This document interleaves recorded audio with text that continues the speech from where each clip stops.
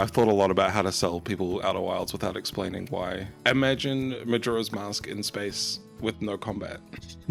That's my quick elevator pitch. There'd be a lot of memes about Majora's Mask and the final night song in that, and how that would scare people as a kid or even now as an adult. There is so much community music for this game. I think on a level that rivals Undertale. The way that you actually get there is so much more player driven than 99.9% of games. What's your favorite game? Come on the show, let me pick your brain. We've all got favorite games. No takes too insane here on Your Fave Game. Hey everybody, I'm your host Josh Busker, and welcome to another episode of Your Fave Game, the online talk show where we talk to some of the most creative people from across the internet and ask them the world's most important question: what's your favorite game? Today we are joined by my fellow gaming YouTuber, Heavy-Eyed, an incredibly talented creator and video essayist extraordinaire. How you doing today, Mitch? I'm doing good. It's still kind of early here in New Zealand, so I'm just waking up. Yeah, we've got a little bit of a time gap, New Zealand and Canada right now. Yeah, so I guess we'll hop right into it. There totally was no technical difficulties there, not a single one. So Nothing. we're just gonna hop right in. So Mitch, what is your favorite game? So my favorite game is a little indie game called Outer Wilds. Alrighty. It's always a bit hit or miss if people know what it is, but I had to make sure you've played it so we could talk about it. Do you want me to just give a quick brief rundown of Outer Wilds, or? Yeah. I've played the game before. I actually have an interesting story for when I finally got around to playing it after hearing a bunch about it. But yeah, for the folks at home, I guess give the non-spoilery Outer Wilds pitch. Yeah. Imagine Majora's Mask in space with no combat. That's my quick elevator pitch. I've thought a lot about how to sell people Outer Wilds without explaining why the spoilery parts of why I loved it so much. It is one of those games where if you fully explain it, people will know oh, this is why it's special. But if you fully explain it, you kind of take away from what's special and a little bit. Yeah, which is interesting because I did have a couple things spoiled for me going into it, but out of context, they didn't really ruin anything. But then everyone's barometer of spoilers is way different. Yeah. Some people got mad that I explained that it's a time loop game, which is something that happens in the first 20 minutes. It's in the trailer. Oh, yeah. I don't know if I'd consider that a spoiler. There definitely is stuff you can spoil about the game, but that feels very the premise. Yeah. That. Yeah. It's the thing the game's built on. So it's yeah. I don't even know how we talk about the game without the fact that there's a time loop to it. But yeah, you've actually done a couple video essays at least on the game. Yeah. Right? 2, both soundtrack related. Which I guess is one of the reasons why this is my favorite game is the soundtrack. It's nothing I've ever heard in a video game before. It's very Midwest emo, ambient post-rock smashed together with weird instruments like banjos and synths and stuff like that. Yeah, there's just nothing like it. So I did one video called "The Universe is a Beautiful Place and I'm No Longer Afraid to Die," which is a reference to a Midwest emo band called "The World is a Beautiful Place and I'm No Longer Afraid to Die." And another one I did where I interviewed Andrew Prowler, the composer, and just sort of used his experience with writing it into cut with my experience playing it, listening to it, and other people writing covers and stuff, and just sort of mixing his perspective and my perspective together. Yeah, not to hype you up too much, but to this day, I think the universe is a beautiful place and I'm no longer afraid to die. I'm not even sure of the song that it's referencing, but I think that is one of my favorite titles for a video essay. Thank you. On all of YouTube. It's just such to the point and but so fitting for the game. It's not just it's not clickbait or anything like that. It genuinely encompasses a lot of. Yeah. I thought that title was going to be such a mistake. Like, I was like, this is funny to only me. Like, I like this because it's my two interests colliding, but no one's going to get it. But turns out you don't need to understand the reference to think it's a cool title. So I Yeah, was no, very happy like with how that came out. I feel like if you do, like, if you are versed in kind of both like Midwest emo music and the game, that like that title will really hit for you. But it's one of those, I think it's one of those, yeah, creative swings, and it's like so specific that I think it just works in general. Like either way, like people can tell, like, ooh, yeah, it is just like a really capturing title. Yeah, the coolest part for me, I'm still not over this, is the singer from the band I'm referencing commented on the video because Oh, that's so cool. he is a fan of Outer Wilds and found it, and I was like, this is the craziest thing to ever happen to me. Oh, so it wasn't even like just like because of like the lyric or anything like that. Like he also knew the game and everything. Yeah.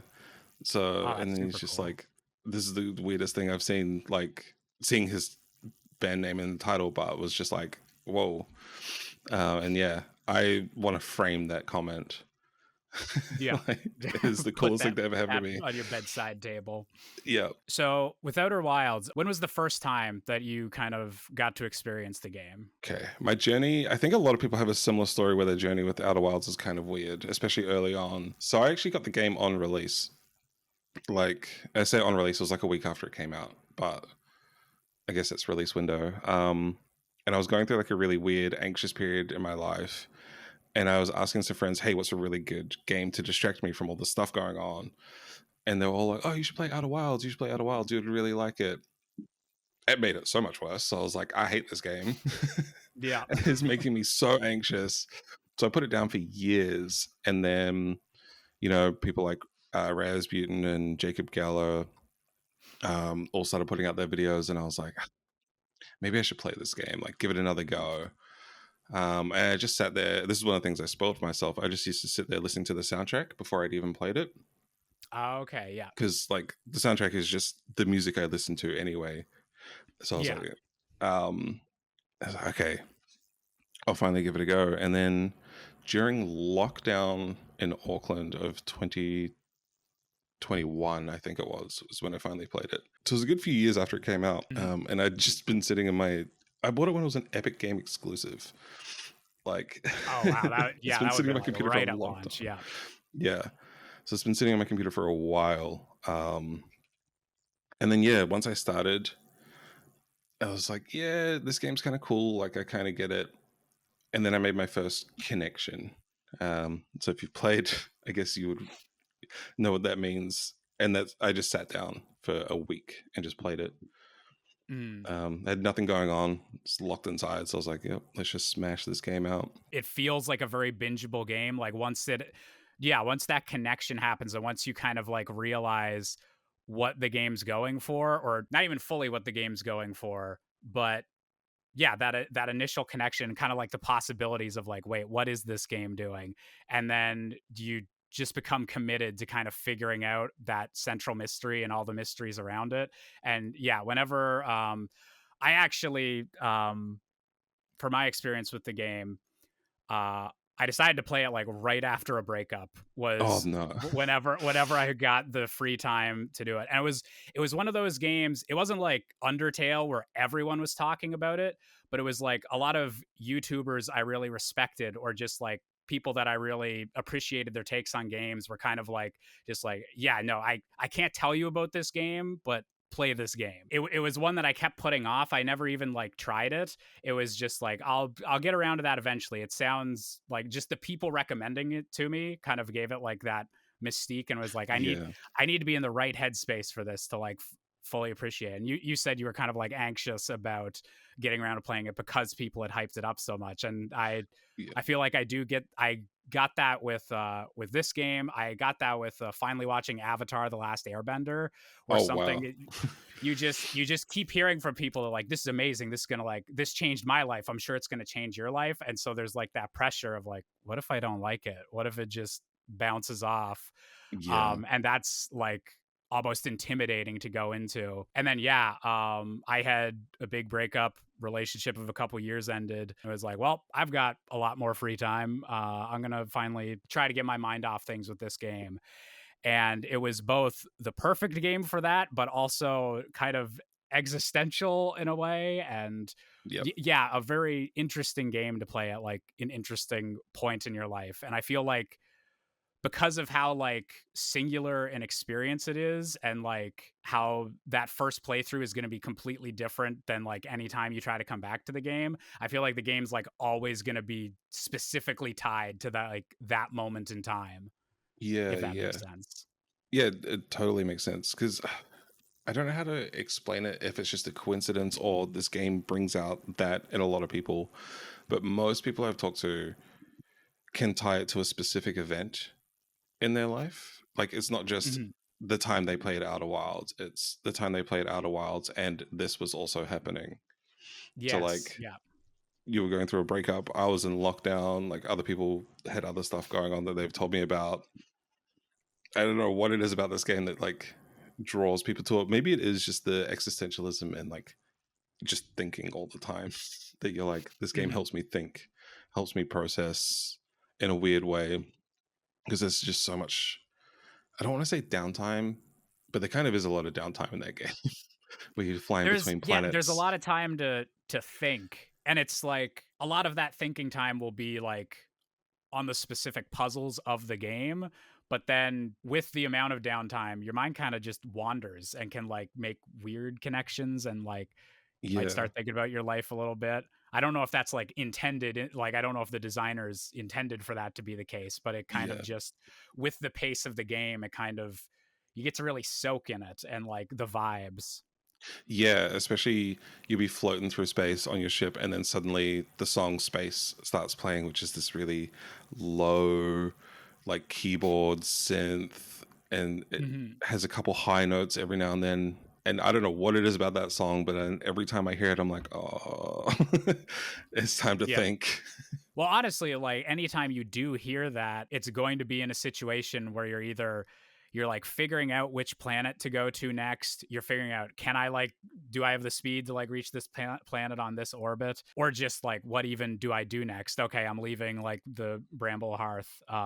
Like now what? Yeah, that's very interesting, kind of how like just the vibe of the song like perfectly fits for that, and can just even put you in that mood where you're ready to like, I'm ready to problem solve right now. Yeah. Which is interesting for a soundtrack who was a lot of inspiration from Blink-182. I found out in my talk with Andrew. Because you've interviewed the composer for one of your videos. Yeah, so the Timber Hearth theme, the song of the game basically, was inspired because he wanted to write Video Games Damn It riff from Blink-182. Like he wanted to write the equivalent of like the easiest but most catchy guitar riff for a video game, and that spawned the whole soundtrack, because that is the like leitmotif used through the whole soundtrack. And it's like, okay, this comes from a Blink, well, not like from Blink, but from wanting to emulate something that Blink did, which is just the coolest thing to me, like as a huge Blink fan, an early Blink fan as well. So yeah, you think about that every time you hear the weird space song. So you've talked a lot about the music on your own channel. Is there any other kind of aspects of the gameplay or anything else that you think like makes that Outer Wilds does to like really stand out kind of from the competition? So what's interesting about Outer Wilds to me is so much of the game, like the other half of the game is the physical gameplay mechanics of it, that like inputs. I think it's not bad, but I don't think it's great. Like I think controlling the ship is kind of awful. And like if you're in your spacesuit and you have to use the jetpack, I think that kind of feels bad as well. But for some reason that also makes it good. It's like you have to earn it. Yeah, it's like I don't want to lean into the cliche of immediately comparing everything to Dark Souls, but I actually might compare it to that with just like, you go back and play like Dark Souls 1 and like everything feels like a little bit clunky, or like the moves just feel like slower compared to like what the games would eventually kind of become. But there's like a good kind of clunkiness to it.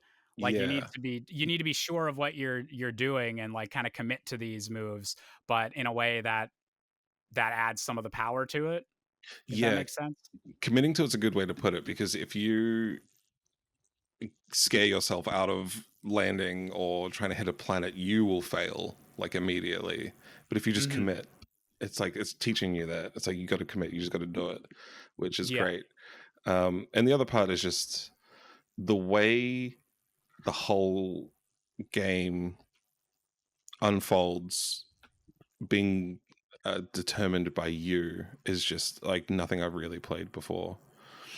So the two, as far as I know, the two inspirations for the game were Mist and Majora's Mask. And I think those are two really good jumping off points, but neither of those games has a discovery like Outer Wilds, where you could do. I could have played the game the complete opposite from you in terms of what I found and how I found it, but we end up at the same place, but with just a completely different story about it, and I think that's really special.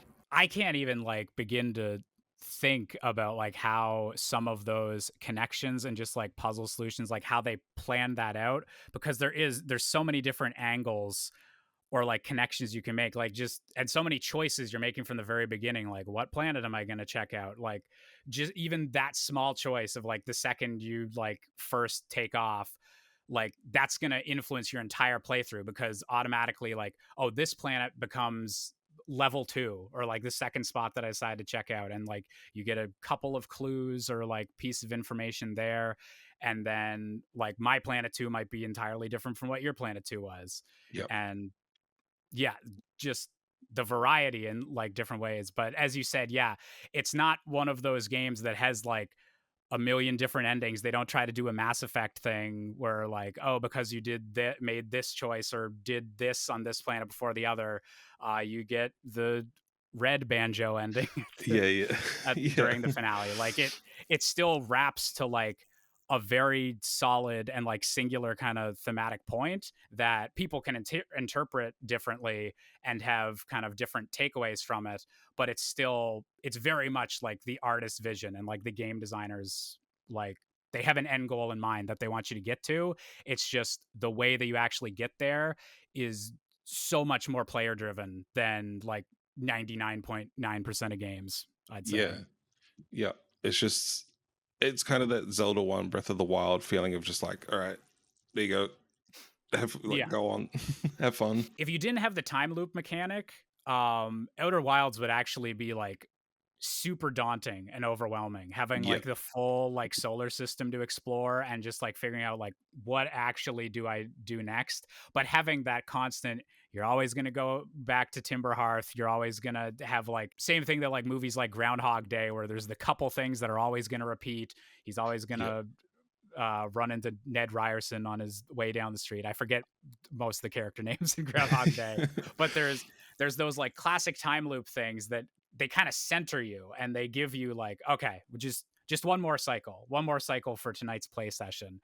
And I think that's actually one of the coolest things about the game is, that entire mechanic kind of keeps it from being completely overwhelming and like turning your brain off from just how much you're trying to comprehend. Like keeping it in those 22-minute chunks helps so much, I feel like. Yeah, because you can internalize. I had learnt playing Outer Wilds, I can internalize 22 minutes pretty quickly once I've done it a couple of times. You get a really good feel for how long 22 minutes is, so you can make a plan of action very well. Like you wake up and you're like, okay, I gotta go here, do this, see what this is, and then you can just execute it. It might not always go how you want it to, but it is interesting that you can just figure out what 20 like how long 22 minutes is. That's actually something that I think is like an improvement on Majora's Mask, or a really cool kind of twist on the Majora's Mask format, because Majora's Mask has the 3 days, Like there's NPCs that'll be in certain locations for certain times and all that, but it's not a strict time limit. Like you can pause the game and have it go forever. They give you like the Song of Time. You can jump forward a little bit. You can slow things down. Whereas in this, because it's like the shorter period, they don't have to give you kind of as many outs to like alter with it. Like the fact that the time scale that you're doing things is almost like as immovable as some of the other things like going on where the player is not the center of the universe type thing. Yeah. I love that feeling of just like you're just here. This grand thing is happening around you, and you're just sort of there trying to make sense of it. The planets are gonna always orbit the same way, unless you like do something really drastic over the course of your 22 minutes. But yeah, there's these things that you have no control over, and you need to like figure out those moving pieces, rather than the moving pieces all being subject to whatever you're doing. Like again, like that's how most video games are kind of structured, and I always really enjoy whenever games mess with that or can make you feel a little bit small in the grand scale of things. Yeah. To bring it to your Dark Souls comparison, it's the same feeling where you're just a guy and this grand world where things are just moving around you all the time. I love both those games for the same reason of that feeling of just like, well, I'm here. I might as well just make sense of it, I guess. I've been playing through a bunch of Elden Ring recently, getting ready for the DLC, and so I've been feeling a bit of that where like they just put down these like giant enemies right here, and it's up to me whether I want to like deal with them or not. But the game's not going to give me like an out for this. Like I need to decide how I'm going to deal with this giant guy like right next to the beginner area. And yeah, just that not giving the player like all the control it's just something special about it. Yeah. And then on top of that, in Outer Wilds, the song that plays before the time loop is up, like to indicate that things are happening, is both the most amazing thing and the worst thing, because it's such a good song, but you learn to hate it because you're like, no, I just need another minute, please. Yeah. And I love that they kind of realize, because everyone, like there'd be a lot of memes about Majora's Mask and like the final night song in that, and like how that would like scare people as a kid, and or even now as an adult. Yeah. The end of that game could be intense. But having that happen like on a shorter time scale and guaranteeing like you're probably going to have to hear this song a lot. Like you can play Majora's Mask and never have to hear like the final night thing, except for like the 2 times that you're going to try and face Skull Kid. Like you can kind of like mix or decide you're mostly going to play the game like the first 2 days and almost like get rid of those stressful elements, but you don't have a choice in Outer Wilds. Like they don't give you enough time to be able to like completely pass off like that. No, I'm gonna restart this run. We're getting close to the like stressful bit. Yeah. It is interesting because even though I said you can count 22 minutes after a while, you do lose, like if you're hyper focused on something and you're just deep in it, you do lose track of time very quickly. And then that the hits and you're just like, oh no. It's like, wait, no, I thought I had so much more time. Yeah. And then I can't say anything just yet. I was gonna start dropping spoilers, but I don't think we're there yet. We're doing our best to see how far into the episode we can tiptoe around like getting into super specifics. I probably dropped like a couple like minor things so far, but that's fine. Nothing that would ruin an experience for a first time playthrough, really. Mm-hmm. Yeah. Sorry guys, this game takes place in space. I'm sorry for spoiling that. No. There's a spaceship. We're outside the wilds. No. I'm shocked we've gone this long, to be honest. One other kind of non-spoilery thing, just in terms of gameplay mechanics, I really actually like, we've talked a bit about how it's clunky and you really need to commit to like kind of how the spaceship is like moving. But I actually really like the almost Kerbal space program light like physics, and how like all the planets are orbiting each other, and then you can, if you just ramp up speed, you can completely overshoot like the entire solar system, and you can like go out like thousands of kilometers like past the edge of the solar system, and then look back and everything's like super tiny. And Yeah. I kind of like how much they commit to it being like it's not uber realistic, but they commit to like the physics model of how like the little solar system works. And that Yeah. is just I'm a huge sucker for like physics interactions in games, and so I never got tired of the like, oh, I'm gonna shoot past this planet, or all right, now's when I need to start like slowing down. And just when you'd mess those up, it would always be fun. Or whenever you nail something, you're like, I'm Captain Kirk. I nailed this. Yeah. There's a video by Super Bunny Hop about the physics of Outer Wilds, and I tried to watch it. It's a good video. I'm too stupid for that video. I'm just like, physics good. It would definitely. I know nothing about like actual physics or math, but I think I'd get a kick out of that episode, even if it went entirely over my head. Yeah, it's definitely worth watching. I was just like, oh yeah, this is a dense topic, but they really put a lot of thought into it because I could be misremembering some things. So grain of salt, all that. But I know this game started as a student project, but I don't remember what kind of student, if it was game development students or like science the students. I just read the Wikipedia today, so I like half remember this as well. Yeah, so I can't remember exactly if it started off to simulate a universe on a small scale, but I mean, if it was for that, they did a great job. It's bang on, like just like you said, you just zip past stuff. You're like, well, I did that. That's my bad. Yeah, so. And that's the thing. Like, I don't think I ever had a moment where it was like, oh, they like it glitched out there, or like the physics got like janky as my ship like got close to this. Like, it always feels like, no, that's on me for not slowing down, or that's for me for not speeding up, or like it's always kind of your fault. Or not to get spoilery, but like there's some like dangerous locations like later in the game, and every time you kind of mess those up and restart the time loop, it's like, okay, just a little bit slower this time, a little bit slower.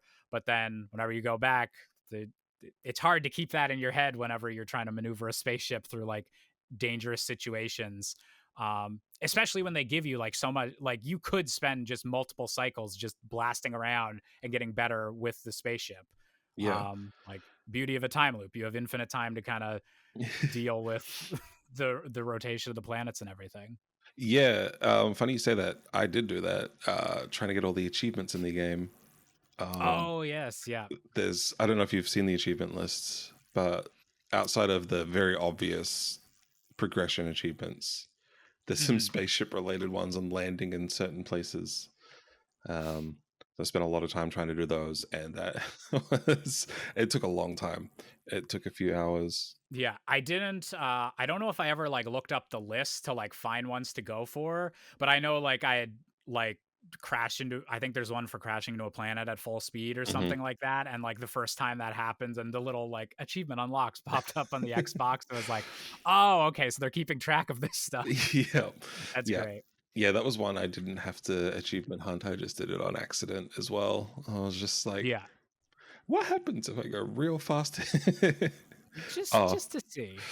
Yeah, I guess I just I think it's really admirable that the game has both like a really strong like mechanical underpinning with like the physics and stuff, which, as you said, like if the student project was just to like simulate a solar system, like it would live up to that. Like there's so much work put into that aspect. And but then on top of that, to have like such clearly kind of communicated like thematics and storytelling like on top of this really cool physics simulation, and like to have those tie together like with the time loop being like relevant to the story and like all this stuff, like I feel like so many indie games like we'd give them a pass if one of those aspects like wasn't as fleshed out as the other, because it's a small team and like they're working with what they can. But the fact that it's so confidently is able to like just be a masterpiece in like so many kind of different layers is really, really rare, I think. Yeah, even like you said, everything works so well, and even graphically, like they obviously aren't pushing limits, but Mhm. the artistic style still leads to some of the most like gorgeous scenery you'll see. Like you're just sitting on a planet rotating the sun, but the light hits you from behind and it just looks so Yeah, good. yeah. And just the idea that like whenever you do get like, oh, that planet's like passing in front of the sun, and you can see like this, you can tell from the silhouette like what planet it is, and Yeah, you know that like that's not just like a cool skybox or a nice little visual trick. Like that planet is actually there, and there could even be like something I need to like eventually figure out of like when a planet's at a certain point in the sky, and like yeah, it's just yeah. so well done. Something. So while making the videos for it, actually, I modded the game so I Mhm. could free cam and like third person camera. Oh, get And that good B-roll. yeah, you really see how good the game can look once you can like have a static camera and like shift around and make your own Oh yeah, and just shots. like because everything else is going to be moving except for the camera, and oh yeah, you'd get some really cool like time lapses and everything. Yeah, yeah, the game is it's stunning once it's funny like by default you don't get to see a lot of the coolest parts of it, but like you can there's a mod I got as well that takes away the HUD, which helped. Um Mhm. so yeah, just like all these little neat tricks you can do that won't change it visual like graphically, but yeah, I just got such a better appreciation for how the game looks just by setting a little camera down and walking and making a little shot. That's how I got the thumbnail for the first video where you can just see the spaceman and the sun's behind him. Yes, yeah. Yeah, I just set that up um using these mods. It was a lot of fun just messing around, making cool little shots in space. That actually, like, I honestly even respect the devs like a little bit more now, just hearing that, because they would have all those like extra perspectives and everything, and be able to say like, oh, this we're making something gorgeous here, but still committing to like keeping it the first person mode. Like, do you have the little visual effects of the spacesuit and everything? Because they do very much commit to that perspective and keeping you trapped in the time loop with that. So yeah, I respect that a little bit of like them not like doing like a big like cinematic opening or like look how Yeah. cool like our solar system is, and instead just kind of leaving that for either if you have like a random ambient moment where it's like, oh wow, this is actually like if I'm on this planet at this specific time, like this is actually gorgeous if I'm looking up like right Yeah. now specifically, or if like you're someone like us making content and using mods to like look into more of like the artistry and like behind the scenes on the game, you can see like, oh wow, this is beautiful. Yeah, yeah. I mean, the closest the game sort of pushes you to finding your own I don't know, finding that sort of stuff on your own is the oh God, signal scope. um Oh I think yes. this is the closest I'll get to spoilers before spoiler talk, but this isn't even a spoiler because it gives it to you straight away. But Mm. you use it to find the other Outer Wilds venture guys, and you're just like sitting there and then lining them up. Oh, there's nothing like it. Finding a spot to line them up. Yeah, I feel like we're gonna have to get into spoiler talk soon. I'm jonesing to get into the meat of it. But yeah, that's, and actually I really like that mechanic is just it's such a good way to kind of start off and like give you like the little bit of like breadcrumbs to follow and gives you like a little bit of direction at the start. But it's really all you're getting is like, okay, that's an instrument playing. Like what am I going to find over here? And especially Yeah, for like the first time you go out, like you don't know what you're going to find. And I guess it even depends on which signal you're deciding to go after first, like completely changes the order you go through things. yeah. We might be at the spoiler point, folks. So yeah, final pitch before we get into spoiler territory on if you haven't played Outer Wilds yet, why should you do so? Not to be dramatic, but it will change your life. Um, I think I've got a good set of data from a lot of people where that's true. So that's my Yeah, pitch. I would agree with that. I don't know if there was like, I'm going to change the way that I live or anything after that, but it is for a game that I like played through in maybe like a 2-week period. Like, as I said, kind of immediately post a breakup. Just that specific moment in my life, I'm always going to associate it with that. But I find it's a game that I think about it like a lot more than even games that I've put like way more time into, or like can even remember like more clearly. But I still, yeah, it's one of those that just kind of keeps popping back up, and it's like, damn, that was really something special. And you'll just sit there and throw on the soundtrack and like almost try and relive like your experience and your memories like a little bit, just all the stuff that kind of comes flooding back. It's a very special singular experience. And yeah, I think it's one of those where if you value games as like an art form at all, like it has to be on your like to play list just to see kind of what the medium can do. Yeah. Yeah. And the way it, like, for me was life changing was that I was notoriously known as someone who didn't like video game music. Like, it's never really been something I've cared about. Just, I don't know, like, music is so important to me in my life. And like, there's been a few soundtracks where I'm like, oh yeah, that's a good song, but I would never listen to video game music outside of the game that I'm playing it in. Outer Wilds completely shifted that for me. Like, even before I played it, I was listening to the soundtrack because it's just so good. And then that made me realize, like, oh yeah, there's a lot of value to video game music, just even outside of the context that you hear them in. And yeah, so because of that, like, it's shifted how I view a lot of video games now, which is really special to me. I'm actually in a similar boat with the video game music, because I do enjoy video game music, and especially just with years of doing YouTube, like that's a lot of the backing tracks that we kind of use in video essays or like any sort of video. So there's a lot of Zelda tracks that I've heard like thousands of times probably by this point. But yeah, I'm not someone where it's like, you know what, I'm jonesing for some Majora's Mask, even like remixes or anything. Like, I never, like, that's not what I have on my Spotify or like for just listening on its own. But I kind of had a similar experience with a game's music just like really sticking out to me and like being something I'd listen to outside of the game, and that was Bastion.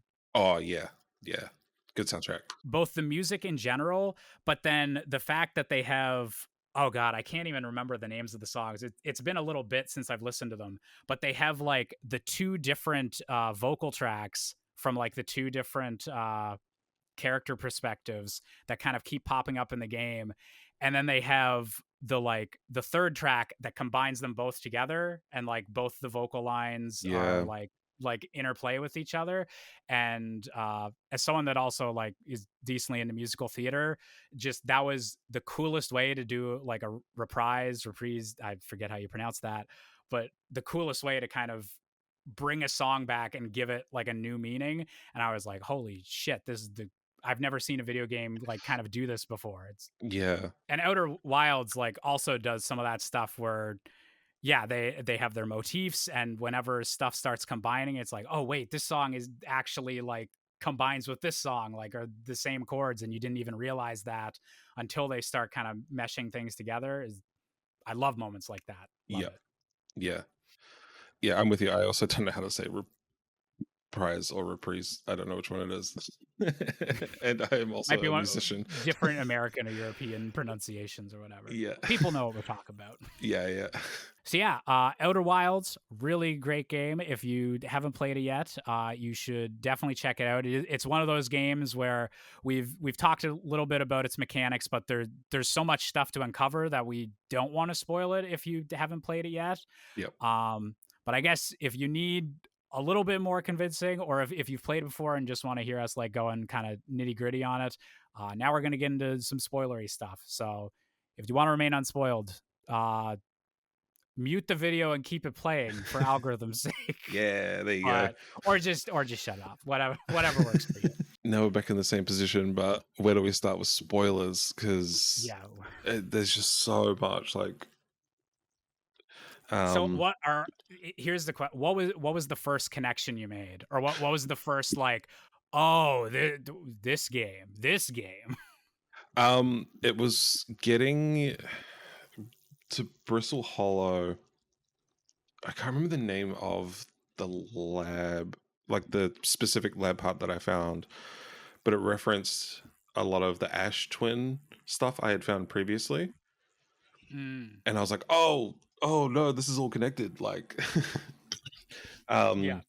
I wish I could remember the specific one, but like a mix of just binging the game and being in lockdown, my memory on specifics is such a blur.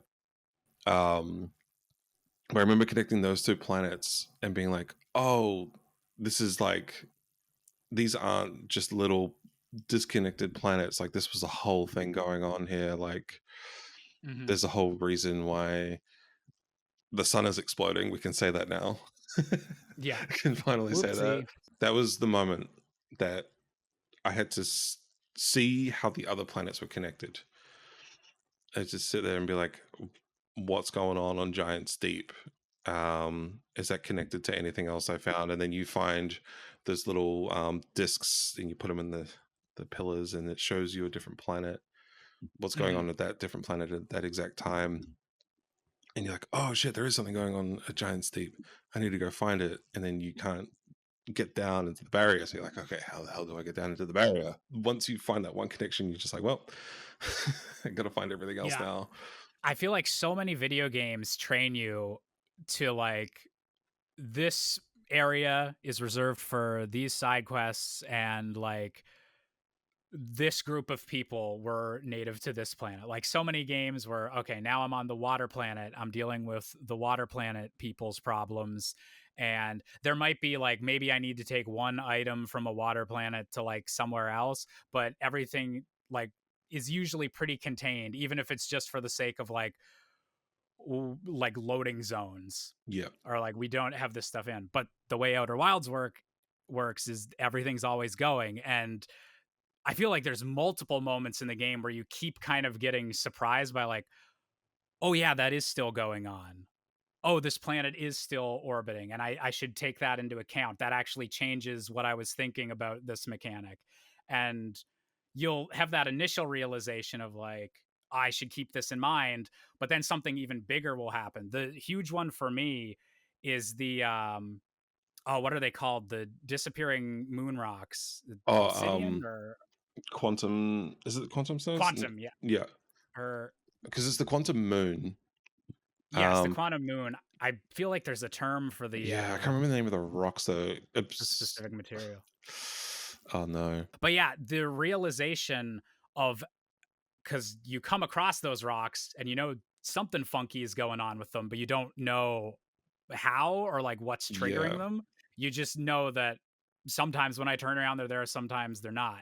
And I think I had like half figured it out before I got the actual like confirms this is how these rocks work. Yep. But kind of realizing, wait, okay, this works, and you realize the solution for like this specific room, and then, oh wait, all the rocks work like this on all the planets. Yeah. So if I go back here, and just like the hugeness of that realization and how interconnected it is, that I think that was the big moment for me, because I'd had those minor like, oh, this base is talking about this character that's on this moon, and had those little connections, and that was always super cool.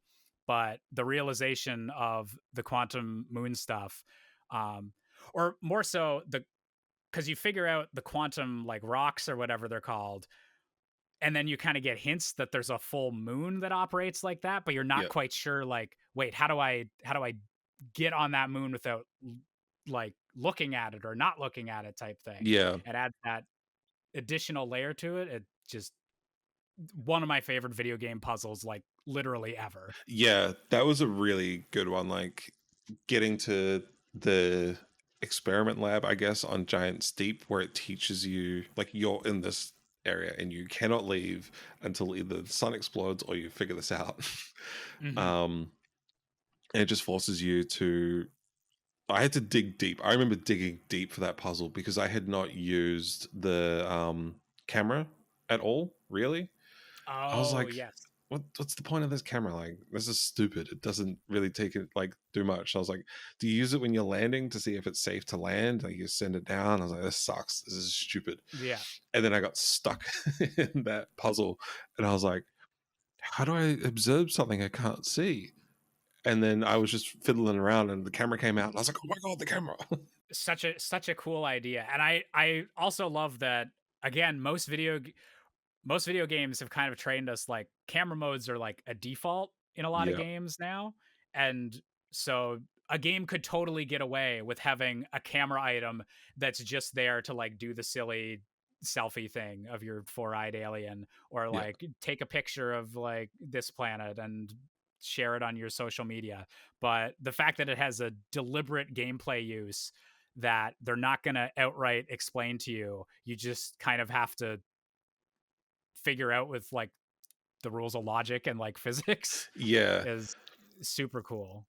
Yeah, it's the same with the signal scope. Like, the first thing you see is all your Venture Co buddies, and you're like, oh, that's really cute. Like, I can follow along where they are and go find them and talk to them and see what they're up to. But the signal scope has maybe the most important use of an item in the game. Like, it gets you to the very end of the game. So it's just this thing that's sitting there. Like, when you realize you can solve the game from the start, like, it's very almost impossible to, but it could theoretically happen, is absolutely crazy. Like, it's all just sitting there right in front of your eyes, and you just gotta move it around a little bit, and you're like, oh shit.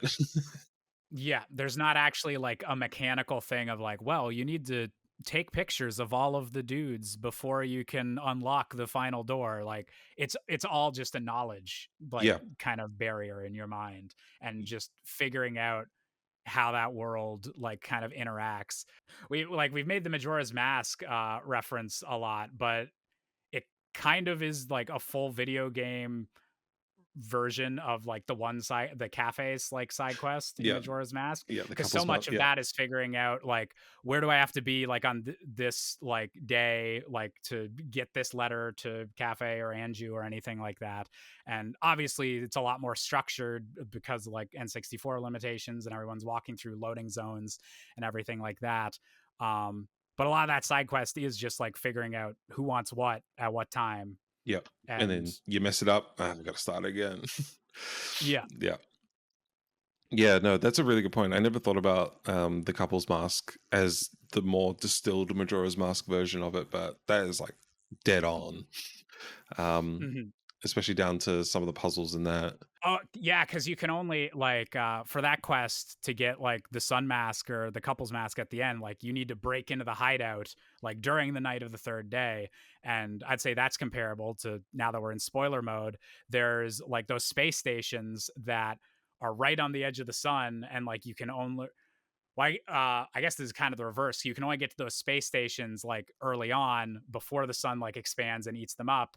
But then there's also on the hourglass planets, there's like certain parts of those planets that don't open up until like right near the end of the cycle. So you need to learn like instead of the 22 minutes, you only have like 3 minutes every run to like actually figure out like what's in these areas and everything. Yeah. Oh, speaking of that, this was something I was biting my tongue on before we got to spoilers. Did you not find the ability to choose where you are in the loop and to reset it at will without like quote unquote killing yourself? Because it's very hidden in the game. Yeah, it's super hidden. You have to like really find it. Is it? Oh god, I'm trying to figure out if I never discovered that or if I'm like just misremembering it. Is that did the black and white holes do anything with? No, there's nothing to do with that sort of time. Okay, what do the black and white holes do again? Because I know the black and white holes sort of power the whole what's it called? Oh no, I can't remember the name of the project. But the project that they're like working on to they want the supernova exploding to power their and there's actually an ending you can get. It's a secret ending if you mix the black and white holes in the Ash Twin little science experiment. Like they're behind the glass, but you can shoot them around. And if you mix Oh, them wrong, the universe you get explodes. like a paradox. Yeah, yeah. Oh yeah, I think I did get that one. I think that was what I was thinking of, but I couldn't couldn't remember if it ended the universe or if it unlocked time travel. So if you rest at bonfire, you can sleep. And it tells it like the minutes pass and then you stop, which finding that out really helped with the end, because you have to wait till I think it's 5 minutes before you can go to the secret last location on the Ash Twin, when you like have to stand under the flowing sand. Oh yeah, and teleport up. It takes so long for that thing to get there, so you can just wait for it. But the other one, I think it's Feldspar, the Venture Co guy on Giants Deep. He's also aware of the time loop. He's the only other one. He also figured it out. So if you like navigate certain dialogue with him, he gives you the ability to just press start and reset time, which helped so much. Okay. Yeah, but you can completely miss it if you don't like have a very specific interaction with him where you're like both playing chicken on the time loop. Like, is there?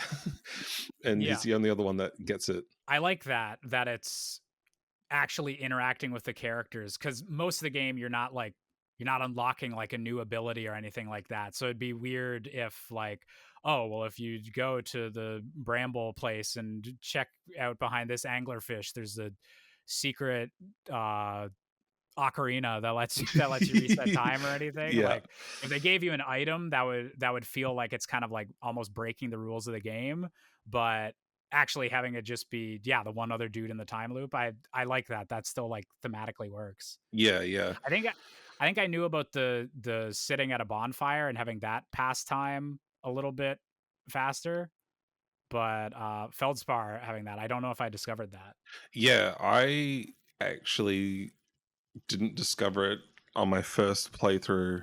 I only found it when I went back for the DLC. I didn't find it. Someone told me about it. And I went and immediately got it for the DLC. Because I know you haven't played the DLC, so I won't get too into it. But the DLC can be so rough. It is so much harder than the base game that being locked out of the ability to reset the time loop would have made it so miserable. So I'm glad I had that. A lot of just waiting around for the sun to explode. Yeah. So the way I've described the DLC and told it to people is that, you know how you hyperfixate on a certain planet and you're like, this is what I'm going to do. But then you're like, shit, like I can't figure this out actually. So I'm going to go do something else. The DLC doesn't really allow for that because it's just one new area. There is a lot. It's big. It's the biggest area because you pay for it, but it is still just like so if you don't figure it out, you're just there trying to figure it out.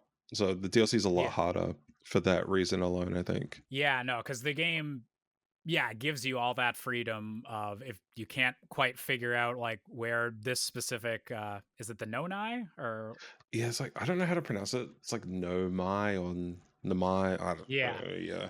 The ancient aliens. You can be like, well, their storyline isn't like finished yet on this planet, but I can't figure out what to do next. So I'm gonna explore the backside of Timberhearth for a bit. Or even just like, I can't figure out what to do here. I have like 5 minutes left. I'm just gonna jet around and see if there's anything new I notice. Actually, that reminds me. Did you get the Nomai ending with the quantum moon stuff? Because there's a secret. It doesn't change. I think so. It just adds a little bit to it where you find the Nomai on the quantum moon. Yes, I think I did like solve all the quantum moon stuff. Which then brings that Nomai to the ending sequence, which I thought was a neat little touch. So if you don't do the quantum moon, they're not there because you never find them. It's just like those being the different endings, just based on like, it doesn't change the story, it just like adds or takes away a couple little bits, I thought was really cool. I think it's the only one, but or you could die after taking out the warp core, which is another ending in and of itself. You get the Yes, kazoo ending. yeah. I love that though, that it they commit fully to like the game's logic. Where it's like, well, this is causing the time loop. So I get if you die whenever you've stopped the time loop, like we just got into it. And they let you do it again. They're not cruel and like make it erase your save file. I'm glad that they like took note of that and just like made that an actual part. And like, yeah, that can be your ending if you want it. Yeah. You can screw this up. There's a few, I mean, like most of them are novelty endings. There's another one where if you take the warp core out, but then drive off in the opposite direction, you get an ending. It's just like, it's like, what are you doing? Like, yep, you rode off into space and everything like just kept going. Okay. And then credits roll and then you start again. Like you said, logically, there's so much that could happen, and they had to account for the players being experimental and trying stuff out.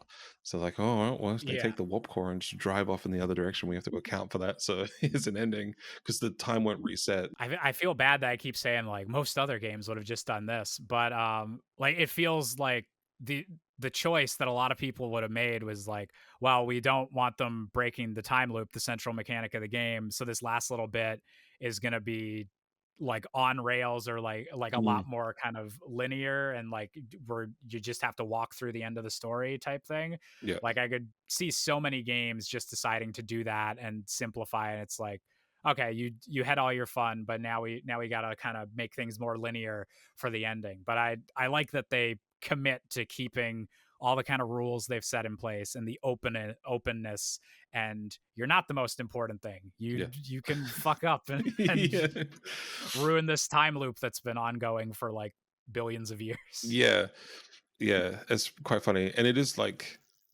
good. You have to earn that linearity part that you're saying like other games give you. You have to figure out how to take the warp core through oh my god, what's the name of the planet? Dark Bramble. Navigate those stupid anglerfish, which I still get mad about all the time. When you were saying like drive safely, I was like, you can move up one notch on the thing past the anglerfish before they like get triggered by the noise.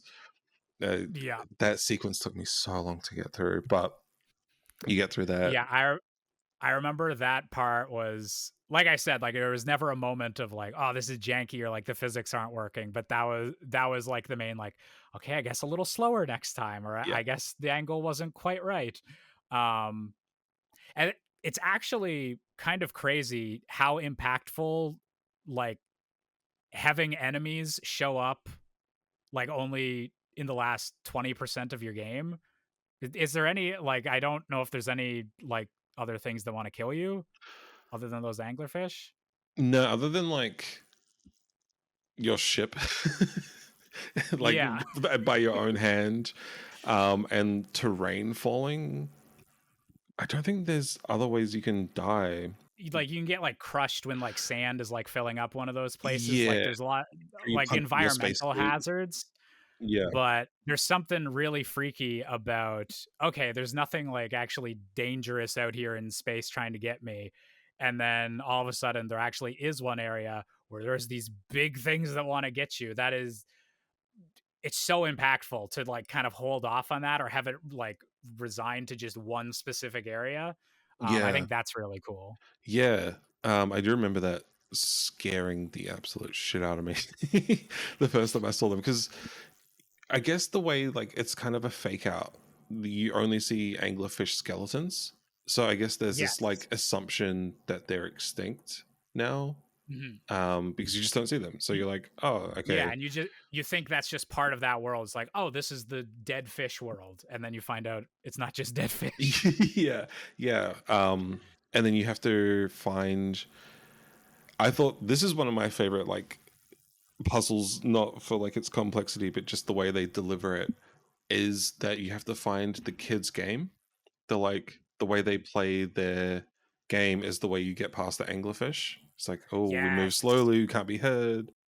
Yeah. They have no sight, so it's like, oh yeah, cool. Like this little kid's I, rule set. I think that was actually one of the last things that I like pieced together. I think it was figuring out how to actually get past the anglerfish. Yeah, that was Because I a had hard one. it was late in the game that I actually like encountered the live ones, and then I know that like I couldn't figure out how to get past them, and so I was okay, I'm gonna focus on other areas, and then finally kind of looping around. Um, and I actually there was a bit where I knew that there was information there on how to get past the anglerfish, but I couldn't get like the last message. Like I only had partial Ah, knowledge yep. of like some of the stuff to do, and it was so like tantalizing and like, okay, do I need to do something on another planet to learn how to get into the right area of this spot to get the anglerfish like knowledge and then go to the anglerfish? The interconnectedness is so good. Yeah, Dark Bramble especially, I feel like so much culminates there because you have to Mhm. find. There's the traveler whose signal scope goes crazy every time you like try and find him. It leads you to Timberhearth and Dark Bramble. And it's just there the whole time, that little portal to Dark Bramble that you have to shoot your camera through, and you're Yeah. like, oh, this is where it leads, like, and this is how you get there, and it unlocks this whole thing. But you wouldn't see that immediately and think, oh, I got to shoot my camera through this hole. It's not Yeah. until way later that this thing that is at the very start of the game is just like, oh yeah, here's a massive piece of the whole puzzle from the very start. But you Yeah, just, just in plain sight, you just never realized it. yeah, you never have the knowledge. You don't have the knowledge right away to just be like, all right, camera time. It's just, yeah. Dark Bramble is such a cool place. I think so much exists Yeah, there. yeah, and the atmosphere there is really good. I also really like the I'm forgetting the name of it, the planet that's falling apart into its core. Oh, Brittle Hollow. Brittle Hollow, yeah. Yeah. The I think that actually was I was talking about like everyone has like a different like planet too, or like what's the first one that you kind of like investigate and like really start learning about that planet after you leave Timberhearth, and that was the first one for me. And that actually I think the falling into the black hole and coming out the other one Yeah. was I think that was one of like my big oh holy shit moments. It was Yeah. just super duper cool because like every other video game you would immediately die when you go in the black hole. That Yep. would restart the run, but the fact it was like no, we're teleporting you over here, and then your oxygen can run out if your Yeah. ship didn't come through with you. But Yeah, it's crazy because I remember falling through that. You're running along, and then a piece of Brittle Hollow falls away, so you fall down with it, and then you're just like, all right, I'm tumbling down here now. Guess I'm gonna die. And then it goes, and you're like, yep, here's death, and then whoop, you come out the other Yeah. side. And then not only is it just like, here's the consequences of your actions, it's also important to have done that. If you know that there's actually a little space station back there that has clues in it that will like, help you keep going. It's like, oh, yeah, it's like they want you to fall down there, but they want you to hate it at first and then realize that you have to do it. like I'm pretty sure at some point like there's either logs you can find that'll like tell you about like oh the black holes like connect through here, or I went through the black hole and it was totally fine. Yeah. And so I'm sure there is people that just saw there was a black hole there, were like I'm not touching that, and would just avoid it entirely until they kind of realize oh maybe I what happens if I do go through it. Yeah. And that would be like an even bigger aha moment for them because they've been avoiding it, because again any other game it'd just be instant death. Yeah. Yeah. No, I was so, especially at the start of this game, so just like carefree and like not callous, but like I didn't care what was going to happen. I would just run head first into everything and be like, well, if it fails, it fails. And that was one of them, was just running along Brittle Hollow and then just falling down. It is early on I tried to land on the is it the interloper? I think the comet. Yeah. Yeah. Died so many times trying to land on that Yeah. thing before I even knew you like were supposed to. I was just like, oh, this is cool. I'll land on this. Yeah. And it's just something interesting that's like always kind of moving around the solar system. And so, yeah, you're like, I can land on everything else. Can I land on this thing? Or like trying to chase the probe that shoots out, like that you see in the sky, like from the very beginning. Like Hours that wasted. that drove me crazy. Just like, wait, I can totally catch up with this thing, Yeah. right? Or and like, is it going the same direction every time? Wait, no, it's not. Wait, what? Yeah. And Yeah, that is like you said with Groundhog Day, where some things are the same. That is the coolest thing to have when you first open your eyes. It's just like this thing going, and then different direction every time. But seeing that explosion is so intriguing to be like, what is that? Like, I have to know. Yeah, and I love that I feel like most people aren't going to immediately clock that it's going in different directions. Yeah. Because it's just like, oh yeah, I wake up, there's an explosion and the thingy goes off. But eventually you are going to like, it's going to go in such a different direction that you're like, wait a minute. Yeah.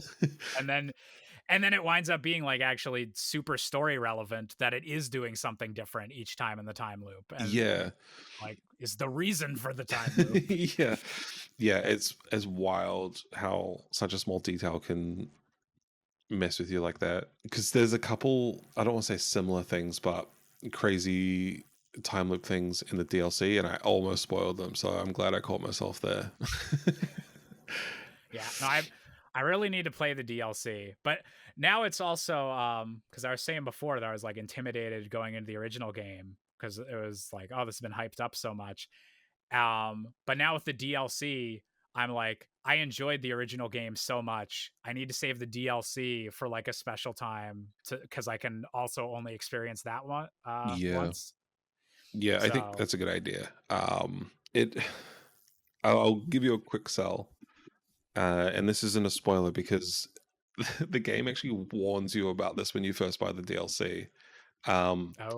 It's a horror expansion, so fuck. Yeah, but you can turn it off. There's a way to. They're like, this. I can't remember the way they word it, but it's quite funny. And they're like, there's a lot of things in this that will scare you. Do you want to turn them off? As the first prompt when you buy the DLC. That's yeah, I like that. Keep that in mind when going into it. Oh, that's gonna scare the shit out of me, but I'm also like, oh, yeah, adding some horror into like that setting and like that whole setup, I'm like immediately like, okay, yeah, I can see how that would really work. Yeah, it works really well. When I was talking to Andrew Parlow, he said that when they were making Outer Wilds, I didn't realize he had more than just a composer role in Outer Wilds. He was helping with a lot of little bits and pieces here and there, like gaps that needed filling. He was like actively involved. He wasn't just like a contract worker. No, like he was there from day one. Like, nice. Yeah, which was really cool. But yeah, the way he described it is base game. They wanted to create an existential horror game, which they pulled off, I think. Oh yeah, yep. And with the DLC, they wanted to make a cosmic horror game, which there's such a big crossover there, but they are so also distinctly different. It was one of those things where I didn't want to look up like, okay, what does the DLC like add, or like what's the gimmick, because then you're spoiling it. But it was like they can't just be adding like another planet that like fits into the rest of the loop, because that wouldn't really work as a DLC. Breaks the logic. Yeah. So I was always curious how they did that, but knowing that they had like a specific like bit of a different flavor to go for, that like kind of automatically justifies it. Yeah, so that's as far as I'll go, but yeah, it's very good. I don't know which I prefer, like base or DLC. I know some people said that Echoes of the Eye was their game of the year, even though it's a DLC. So take that how you will. I definitely need to do that like soon before I wind up getting like accidentally spoiled. Yeah, the good thing about this is what I was gonna bring up earlier. The good thing about Outer Wilds is the community is so aware of Mhm. how important it is to discover this game on your own time that people are like, it's the complete opposite of when Game of Thrones was near the end. And Mhm. when everyone stopped caring about spoilers, where the community cares about spoilers so much with Outer Wilds. I don't know if you've ever watched someone stream it before. I don't think so, no. It is both the funniest and most frustrating experience as someone who's already played Outer Wilds watching someone else play Outer Wilds, because you're Oh, just yeah. like, uh, You're so close. yeah, It's right in front of I you. can't say it because then I'm just a dick, but you're like right there. Yeah. Um, That's that's true. Like ever since playing the game and like being at the point where I wouldn't care about like main game spoilers, I don't know if I've ever seen a main game spoiler like just out in the wild. Like people aren't just like tweeting off like, no, oh, the Ash or the Hourglass twins, the planets like work like this, or yeah, not even like talking about like directly the ending, even though like everyone agrees, or like we'll talk about like super impactful ending, or I got super emotional about it, but yeah, no one ever like will just tweet out specifics or anything. I've never yeah. seen that. I kind of was cheeky one time and did, but with no context. I was Mhm. doing like teaser promos for the video with Andrew Prowlo, and I set up the camera in a way, the very final sequence, and the old man's on his rocking chair around the final fire, and then Mhm. you have to go collect everyone. I set up a shot so like you're standing across the fire facing him in that area, and Mhm. that was the promo image I used for it.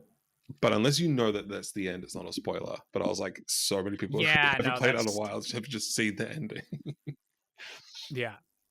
Yeah, I don't know that, or anyone that hadn't played the game, I don't think would like clue into that, because so much of like the opening of the game is like people around bonfires and stuff too. Like that is like probably the visuals that they would have seen, Yeah, like kind of either way. but I was like, this is the best But shot I've found. It is the very end of the yeah, game. and then if you've played it, you're like, ah, I see what he did there. Yeah, but I highly recommend watching someone play Outer Wilds. Even like a couple of my real life friends got into it at the start. I think it was the start of this year, because they were sick of me talking about it, but not actually talking about it. They're just like, "Oh, best game ever," um, and so they played it on Discord. So I was just sitting on Discord for a few weeks watching them play it, and they were playing it Oh simultaneously while talking in code and not watching each other's streams. So I was yeah. sitting there Okay, with yeah. these two Outer Wild streams going at the same time, with two people doing two completely different things, not talking to each other about what they were doing. It was the most insane experience of my life, but it was so good. Watching people's brains figure things out differently in real time was crazy. Oh, now I do want to like like just bring up Twitch, see who's playing it like that. It actually would be a really cool game, especially if you'd like just be in it yourself and everything's like still super fresh in your head. Just watching like, yeah, what order people are doing stuff in, or just yeah, what stuff will stump them that you like clicked instantly, or what stuff they're like, oh, this is obvious that you Yeah. had no took you forever in game. Yeah, one of the big ones was a friend of mine, one of the friends, like, was so adamant with Giants Deep that he could break the barrier that you need to find the reversing tornado to get down through. Oh yeah. So he he got the achievement for hitting ground at full speed because he missed the water trying to break the barrier at full speed and then smashed into the ground by accident. Like that's just he was just like this is how you have to do it. Like you just have to go full speed down. And I was just sitting there like, no, no, you got to go So somewhere else. I didn't get the achievement doing that, but there was definitely at least one night where I was certain that I just need the right speed, and to I thought it was just inside a tornado. I didn't even at that point I didn't even clue in that one was going the opposite way. Because I think there was one time where I like got halfway through the like reverse tornado, and then I screwed like up my descent and died. Oh no. And so it like gave me false information that it's like, oh, if you come in at like the right angle and you stay inside the tornado, then that's how you get in. And so I Yep. thought it was any of the tornadoes. And so I kept trying to do like the high speed approach, and it just wouldn't work.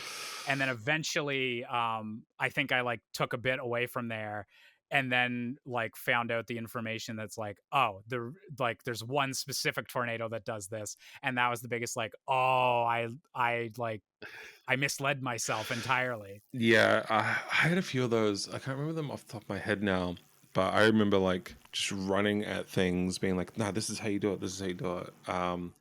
I have a feeling the Black Hole Forge was one of them. How you get there? Because I didn't find the warp to the Black Hole Forge. I used to just fly in. You can, Oh, like just go in. yeah, That's in Brittle Hollow, right? yeah, yeah. So I'll just be like, whoop, and then like it was so easy to mess it up because obviously like they don't want people to just accidentally find this forge, but I kind of accidentally found it. I knew it existed, and I kind of knew where it was, and I just would fly in there and be like, "Oh, this sucks to get to. Why is this so hard?" Turns out you're supposed to walk there. I don't think it was the Black Hole Forge, but there definitely was a location that I was making it way more difficult on myself, because it was like, I'm just gonna take the ship inside the collapsing planet, hope this landing spot is still available, and then go like do my stuff. I don't know which planet it was actually on. It might have been on the moon, but there's like there's a big like convoluted way that you need to get into. Maybe it's the research lab. There's like a big convoluted like intentional way in, but then once you're in like the area and you've gotten all the information, they have like the little shortcut out, and the shortcut out is like technically just like in an inconvenient like hidden behind a rock, but it's not actually blocked. So it's like you could just, once you know that, you could just go to that spot and go in the little side door. There's like no platforming at all that you had to do. And that was like really cheeky to me. That just so there's definitely at least someone that just came across this door in the side of the cliff, was like, oh, what's in here, and got all of that info basically for free. I thought about that too. Like, how many people stumbled into massive reveals because with the like knowledge checkpointing, you can just access stuff like on accident. I'm sure I unknowingly found so much stuff on accident just because I was messing around too much. I thought the exact same thing when I left that station. I was like, you could just walk in here and get everything. I would love to talk to the person who did that. It was just flying around. I'm trying to think if there was anything like specifically that I know that I like got out of order, or like I don't think I mean, apart from getting to the Black Hole Forge, which isn't that big of a deal. Like it's not like learning how to get past the anglerfish or anything like that level of big reveal. I don't think I did anything out of order. I would love to meet the person who stood in the broken alcove as the sand shifted over and they walked forward and went to the end of the game without knowing that they were going to the end of the game. That statistically had to have happened. Yeah, or even not even just like the end of the game, but because those warp pads are like specifically whenever the planet goes overhead. Yeah. And I wonder like how many people are just like, oh, standing here, like they're thinking for a second, trying to think, okay, what do I actually want to do next? And then just all of a sudden, it seems like they've teleported for no reason at all. Like if you weren't looking up at the sky. And I could see that like really, because something must have happened, but you don't know what. And I could see that driving you crazy for a few hours trying to figure out exactly what you did to change planets all of a sudden. And like, because some of my favorite moments were because it always tells you how far away your ship is. Is like going through the black hole and being like, so that is hundreds of kilometers away now. Oh, I hated that feeling, like falling down the black hole, popping out the other side, and like your ship is moving and you're moving and the number's just growing and you're just like, okay, shit. before you realize there's These a are way not back. getting any closer. Yeah, you're just like, well, this is my life now. But there was a few times where I actually enjoyed doing that. It would be close-ish towards the end of the loop, and I would just sit and just watch it. I would just Yeah. watch it all happen. Like you see the sun's getting redder, so you're like, we're getting close to the end. I can just sit here and watch everything explode, I Yeah. guess. And you're even like, because of how many puzzles and interconnected stuff is going on, you almost want to watch just in case you learn something new, or like, Yeah. when does this planet get eaten by the sun? Is there actually something that happens right near the end that I need to be keeping an eye out for? I don't Yeah. know if there's, other than those warps on the hourglass planets, if there's anything that's like strictly needs to be right at the end, but you're still kind of searching just because every other kind of aspect of the physics or like logic system can be used for puzzles, and so you're on the lookout for anything. Like once you've realized, oh, even stuff I take pictures of like can have an impact on Yeah. how I solve things, like suddenly every tool and every single mechanic you're keeping an extra close eye on. Yeah. I think the only thing off the top of my head that I can remember like being super time specific that wasn't a warp was on one of the Ash, is either Ash twin or the other twin, I can't remember. It's an hourglass twin because it's getting filled up with sand. You Yeah. have to get into this place when there's enough sand that you can walk across it, but not so much sand that the path is blocked off. So you have to make it Yes, yeah, through the like, and then wait for the sun to hit the glass at the right time, and it shows this big pattern, and that like tells you so I can't remember what it tells you, but it tells you something, and you're just like, oh shit. But it's like hyper time specific. yeah, I remember that being one of the later things I did, because yeah, it was like those brambles on the floor that would like pop holes in your suit. And Yep. Oh, what a game. What a phenomenal experience. There's one thing I've been meaning to ask and I kept forgetting. I know you were saying earlier that you don't listen to a lot of outside like remixes of video game music, but have you dug into the Outer Wilds cover community at all? no, It that is I could see that being really, really cool. yeah. It was something I wanted to bring up earlier, but then I was like, I don't know how spoilery like the music stuff would be. Mhm. It is, there is so much community music for this game, like I think on a level that like rivals Undertale level of like, Oh wow. and like this Yeah. game is nowhere near as popular as Undertale. And it goes back to the fact that Andrew Pralo wanted to write a very simple riff that everyone can emulate. Like his whole intention was he wanted to make coverable music. Mhm. And yeah, it shows. He himself even remade some of the songs. He wrote a whole EP called The Lost Reels, which is just him rewriting a lot of the songs to like reflect his journey as someone that's been with the game for like 10 years. Okay, yeah. Don't listen to it because it has I'll DLC definitely have to songs check in it. Oh, okay. uh, I'll put that on my list for after the DLC. yeah. But yeah, there is just, it is a phenomenal experience just going through and being like, what song did I like? Oh, I really liked End Times. End Times covers hundreds from all kinds. A lot of video game cover stuff comes from the fact that video game music is so melody heavy a lot of the times. Yeah. And so it's always cool whenever someone like gets to play like a Zelda thing on the guitar and everything. Like I see why that's so popular. Yep. But yeah, just the specific like style and like the actual kind of rock instruments that are used in the soundtrack of Outer Wilds. I feel like that does lend itself to a really active like cover community. Yeah. Especially with like how the music like kind of is so important to the ending of the game and like connecting everything together. Like, yeah, I could definitely see it having like a music community to rival Undertale. And even like, is there like a lot of like collaborations between like different musicians and stuff? Yeah. Because I could like that would fit so well, so well. There's one, because I talked about like the cover community in my second video.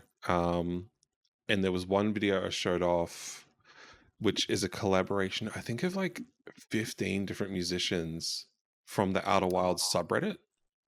They just put out a call to action on the subreddit to be like, hey, musicians, we're doing like a big, oh my God, what's the word? Not like melody, I guess, where they're just getting different people to play medley, yeah. not melody, Yeah. medley. Thank you. Of yeah, so the one person will play an instrument, and then the medley keeps going with all these different instruments. But then they will like find parts where they can mix them together, and they show everyone playing the instruments and all the different like camera angles and stuff. And it's just like, to me, that is the perfect summation of the community that has been built around Outer Wilds, because so much of the game is music, that it makes sense that the music community, like musical people, come together and just like show off their love for this game. And yeah, to me, that video, I wonder if it's a spoiler for you specifically, because to me that encompasses why Outer Wilds is so special. It is not. It is just playing the Traveler's theme. Oh, damn it, no. Echoes of the Eye spoilers. They must show footage. I can't remember. It's been a while since I watched this. But yeah, it really speaks, because a lot of people that watched my video. So the second video didn't do so well, which is fine. At the very start, I'm like, Echoes of the Eye spoilers, and my retention is just like, so yeah, it happens. But so many people that watched it are people from the covers community, and like it was just really cool to have people feel represented in my video. And I was like, oh yeah, so that's super cool. Yeah, it's made me want to do a cover, and I haven't thought about doing a video game cover ever in my life. As a musician, you would think I make video game videos and I'm a musician, this would be my perfect circle, which I'm sure you have thought about as well. A little bit. Well, I've got a few kind of cringy covers from like the very start of the YouTube channel. I don't think I've ever got that far back. Don't look that far back. But yeah, this is the first time I've wanted to make a cover for a game. No, that's super cool. That it's so like specifically like your genre of music, like, and all this stuff that you really like about video games all together in one package. That's, yeah, it's special when something like that happens. Yeah, it was super validating. Because after I put out the first video, Andrew Prello actually DM'd me and followed me on Twitter, and put the video in his link tree, which is crazy. But anyway, he messaged me and was like, "You're the first person to nail every influence I have had for this game." So I was like, I got it. Oh, man. I don't know if I can think of like something more validating than like doing like a video essay, and basically the closest person on the dev team to what you're talking about in the video essay is like, yeah, you nailed it, dude. Yeah, it was crazy experience. Yeah. Obviously I didn't get the Blink-182 connection because that's just an idea, but yeah, all the musical influences, I was like, these like niche ass Midwest emo bands, it's like such a small Venn diagram that I was just very happy. He even invited me to go to a festival with him, like a music festival with him one time. Oh, he's that's like, awesome. He's like, yeah, Under Oath and like Taking Back Sunday and all these like emo bands that I love are playing. I was like, dude, I live in New Zealand. He's like, oh okay. So not just a quick flight then. Yeah. For being my favorite game, having made my favorite video essay, and having like the composer say I nailed it, all of this is just like expanding why I love this game even more. My favorite game is probably like Ocarina of Time. So if Koji Kondo like sent me a message being like, dude, 64 things wrong is hilarious or something, that would like be crazy. I'd never shut up about that. Yeah, no, I would get that tattooed on my forehead like Koji Kondo liked my video. Yeah. So yeah, we're just about at time here, but is there any last things that you'd want to kind of say about Outer Wilds, or any any final thoughts on the game? I'm like absolutely jonesing to play the DLC now. Like I might actually buy it like Nice. after we finish recording this. I was actually about to say, if you haven't played the DLC, play the DLC. It is such a similar but different experience that it's just so worth playing if you're a fan of the base game, which I don't think I've met someone who's played Outer Wilds and isn't a fan of it. So is there any videos or any upcoming projects that you want to plug while you're here? I mean, or where can the people find you at? The people can find me at just youtube.com/heavyeyed. I can't remember how URLs work on the website, but just type in heavyeyed. I come up, one word. Yeah, I'm working on a big Dark Souls project, a Tears of the Kingdom project. I'm done making Outer Wilds content, unfortunately. There's only so much you can talk about with a small indie game. Until Outer Wilds 2. Well, I don't know how I would feel about an Outer Wilds sequel, to be honest with you. I'd love them to make another game. Yeah. I don't know if I'd like them to make Outer Wilds again. Yeah, the spiritual successor, just whatever the team's doing next would be the interesting one. I don't know how you'd capture that like lightning in a bottle kind of twice. Yeah, exactly. Other than that, my Twitter's heavy X-eyed because someone else has it without the X, and it still annoys me to this day. Those are the places I am online. Yeah. Well, thank you very much for coming on the show today. This was a really fun chat. Yeah, thanks for having me. And yeah, no, as I said, I'm probably going to buy the DLC Yes. like because of this conversation. I was like, I need to wait for the perfect time to play this. But now just refreshing the original game kind of in my memory a bit and like remembering what was so special about it, like extra intensely. Yeah, I think I got to play the DLC now. Oh yeah, you have to let me know how you go. Yeah, no, I'll definitely tell you, and I might reach out for like a follow-up conversation or something. About the DLC. Yeah, so definitely. That'd be a super bonus cool. episode. So yeah, thank you for coming on the show. Thank you to everyone that's watched this episode, thank you to everyone that's watched this episode. Hopefully you watched it. If you didn't because of spoilers, well, thank you for keeping the video running. Anyway. Yeah. So I will see you guys next week, and thank you very much. See yous. Bye.